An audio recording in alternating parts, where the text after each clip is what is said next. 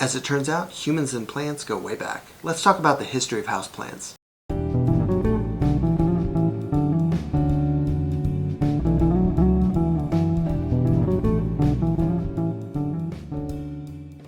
What's up, fellow plant enthusiasts? My name is Dylan and this is Bane's Botanicals. Today we're going to be talking about the history of houseplants. Now, to be fair, I did do a video on plant evolution. That is technically the story of houseplants and how they sort of evolved into what they are today. But I'm talking more about the history of like our interaction with houseplants. Like, when did humans start bringing plants inside? And it turns out that that goes back a really long way, all the way back to ancient Egypt, ancient Sumeria. They were bringing not only plants that produced food inside, but also just plants for decoration, ornamental plants. This continued through ancient Greece and ancient Rome, even through the Middle Ages. I mean, people were just fascinated by plants. And what's interesting to me is that back then, people were spending so much more time outside, and yet they still wanted to bring nature in. That's just something about that is very appealing, I guess.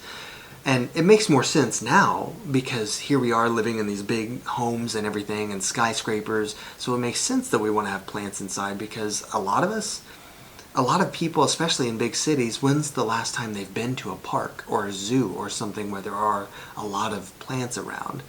But yeah, so it wasn't until colonialism really started, we're talking like the 1500s, 1600s, that plants started to become more widespread because different countries were sending people to these new lands and bringing back plants with them that were exotic, that most people had never even seen or heard of. Originally, citrus was a really big one. A lot of higher class people had citrus trees and things. Plants didn't really become accessible to kind of the middle class until glass started being more readily available and windows were getting a lot bigger in homes so people could actually house more plants. Another thing that really helped the spread of houseplants is something called a Wardian case. And Wardian cases were kind of just a big glass box, for lack of a better term, that we kind of think more of now as kind of a miniature greenhouse or terrarium. That's why I kind of have this sitting here. They wouldn't have been like this. This is way too kind of fancy. But it would have just been pretty basic. And the thing is, not only were those good in the home, because you could keep, let's set this out of the way. Not only were they good in the home because you could keep things like ferns alive in them, things that otherwise would have dried out because of the heat, the wood burning stoves and everything really dried the air out, but those cases allowed things like ferns to be kept inside.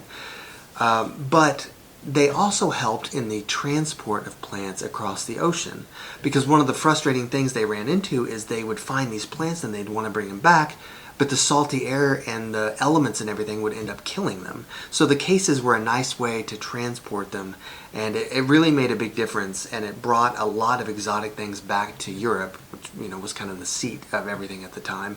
And yeah, another popular plant in, let's say, like the Victorian age, there were ferns, obviously. There were also palms, particularly parlor palms. I know this isn't a parlor palm, but it is a Chamaedorea, so it's close. I don't actually have a parlor palm right now, but this is Chamaedorea metallica, if anyone's curious.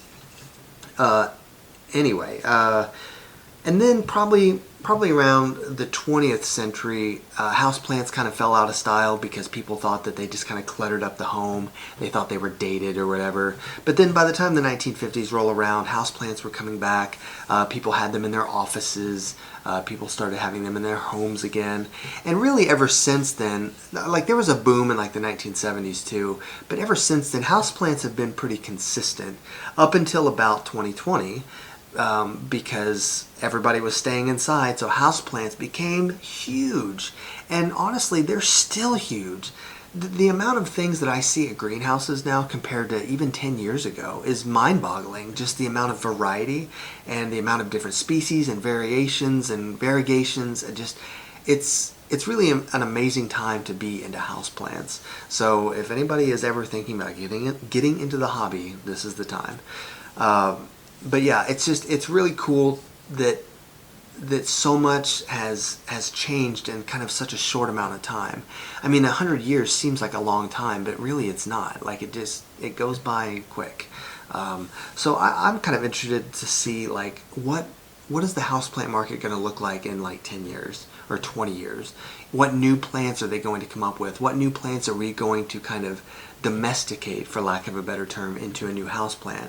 I know Costa Farms is coming out with kind of new plants almost every year. They come up with a new plant that they start distributing, and I mean, they're not creating plants, right? I mean, these are plants that have always been around, but sometimes there's like mutations and things, like the Zamioculcas, the Raven ZZ. That's just a mutation that somebody found, and they ended up licensing it and growing it. But yeah, another plant that I forgot to mention that was really popular back in the day was Aspidistra, the cast iron plant, just because it withstood kind of the harsh environment of being inside so well. And of course, those are still really popular today because of that. I'm trying to think if I missed anything. I think that's just kind of a little brief overview of kind of the journey that we've taken as humans and our relationship to bringing plants inside. It's really popular now to do things like patio plants as well. Berries and kind of different fruits and things that you can grow on the patio that maybe won't make it through the winter, but you can still kind of grow them during the season.